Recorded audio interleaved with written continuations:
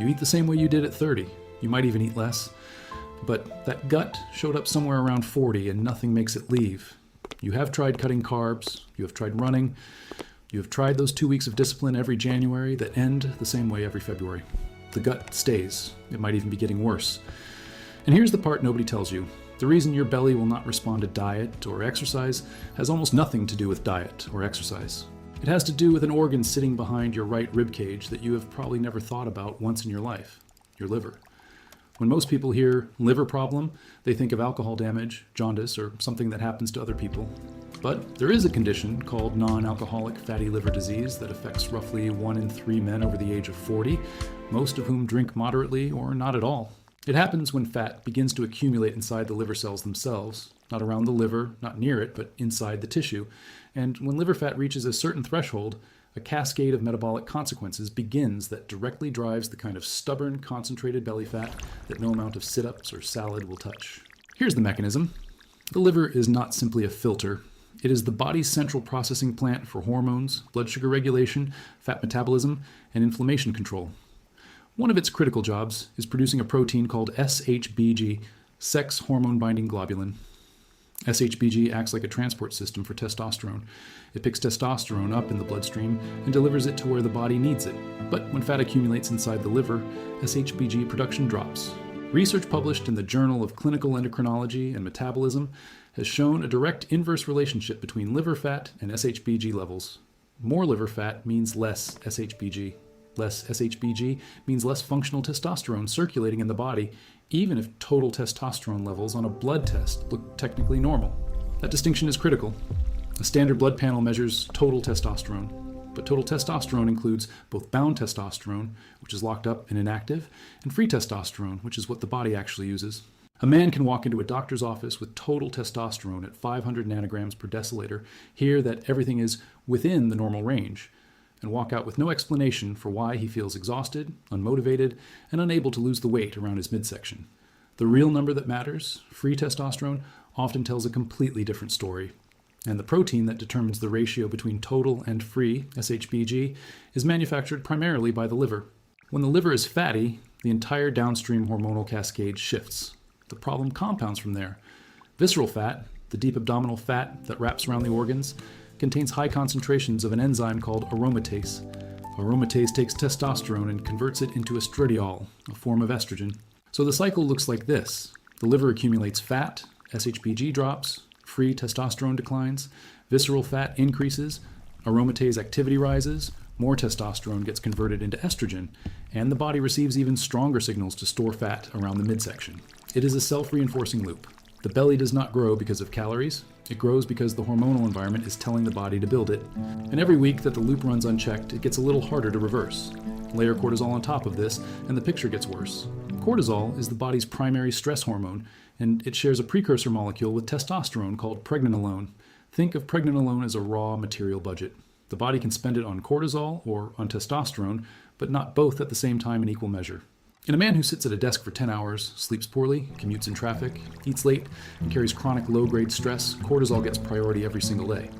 Testosterone production gets whatever is left over, which after 40 is already declining at roughly 1 to 2% per year on its own.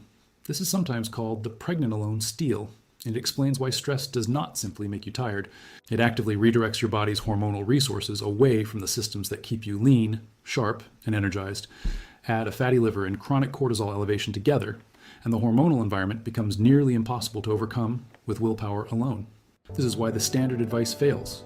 Running 5 times a week may burn calories, but excessive steady-state cardio after 40 is a known cortisol driver.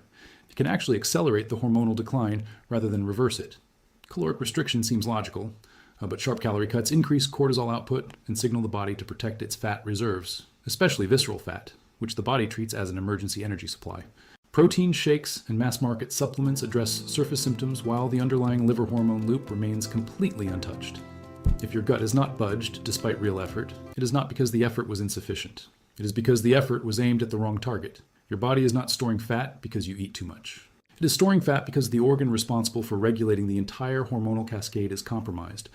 And until that organ is addressed, the downstream effects will continue. The protocol starts with the liver because everything else downstream depends on it. The single highest impact change is eliminating or drastically reducing alcohol, even moderate amounts. The liver processes alcohol as a priority toxin, meaning every other function, including hormone metabolism and fat processing, gets put on hold until the alcohol is cleared. Even 2 to 3 drinks per week can meaningfully slow hepatic fat clearance in a liver that is already under strain. If you do nothing else from this entire protocol, reducing alcohol to near zero for 90 days will give the liver more recovery capacity than any supplement can provide. Once alcohol is addressed, the next bottleneck is what happens overnight.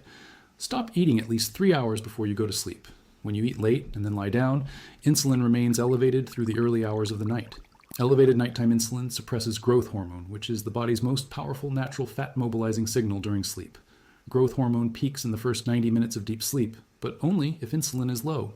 Eating dinner at 7 p.m. instead of 9 p.m. is one of the simplest interventions with one of the largest downstream effects on overnight fat metabolism.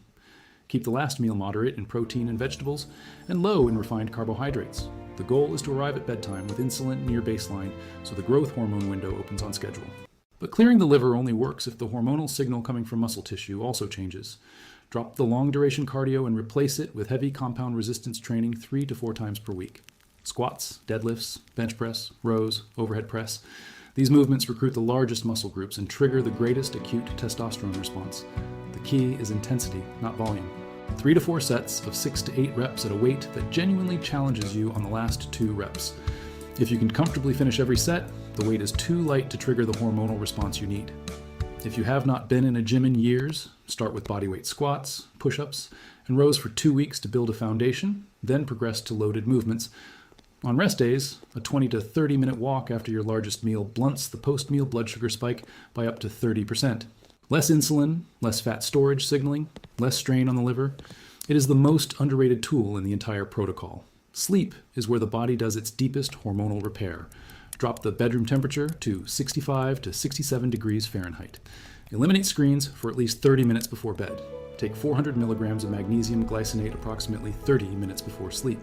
Magnesium glycinate crosses the blood-brain barrier and promotes GABA activity, the neurotransmitter responsible for calming the nervous system. If you are waking up at 3 or 4 a.m. and cannot fall back asleep, that is almost always a cortisol spike.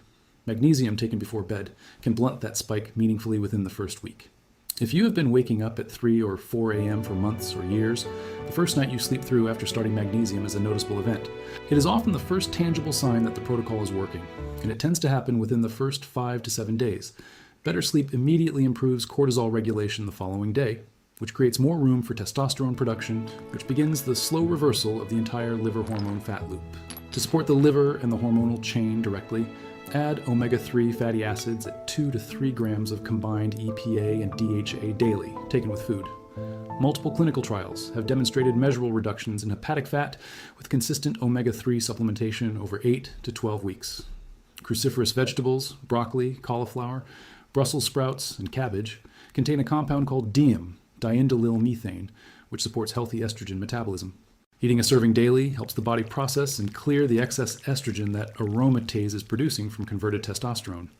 If whole vegetables are not practical, DIM is available in supplement form at 100 to 200 milligrams daily. Zinc is a direct aromatase inhibitor, meaning it slows the conversion of testosterone to estrogen. An estimated 40% of men over 40 are zinc deficient. Supplementing with 25 to 30 milligrams of zinc picolinate daily supports both testosterone retention and immune function. Do not exceed 40 milligrams daily long term, as excess zinc depletes copper. If you want to cover both bases, look for a zinc supplement that includes 1 to 2 milligrams of copper in the formula, or take a standalone copper supplement of 1 milligram every other day alongside the zinc. This is not a 7-day transformation. Most men who follow this protocol consistently notice improved sleep and morning energy within the first 2 weeks. Visible changes to body composition tend to appear between weeks 6 and 10. Full hormonal stabilization typically takes 90 days. If after 90 days the changes have stalled, getting a full hormone panel including free testosterone, SHBG, estradiol, and fasting insulin becomes the logical next step. That gut did not appear because you got lazy. It appeared because an organ you never think about started struggling, and everything downstream shifted. Now you know which organ, which mechanism, and which steps to take. The rest is execution.